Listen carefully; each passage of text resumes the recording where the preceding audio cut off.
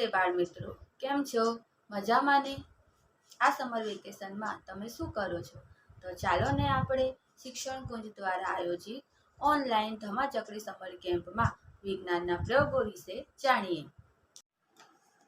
જુઓ બાળ મિત્રો, હવે આપણે એક વિજ્ઞાનનો જાદુઈ પ્રયોગ જોવાનો છે.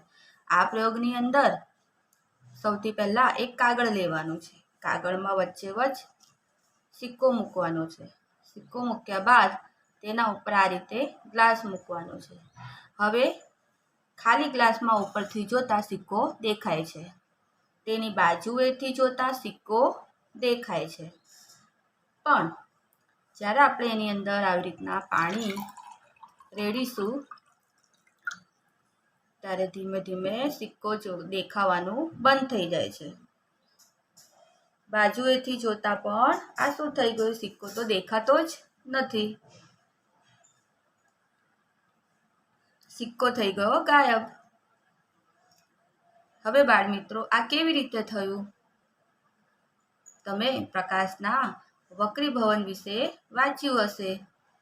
પ્રકાશના વક્રીભવનમાં જ્યારે સૂર્યપ્રકાશ કે પ્રકાશની કિરણ હવાના માધ્યમમાંથી પાણીના માધ્યમમાં આવે છે અને પાણીના માધ્યમમાંથી હવાના માધ્યમમાં આવે છે ત્યારે તે તેના લંબથી દૂર ફેંકાય છે અને લંબથી વાંકું વળે છે.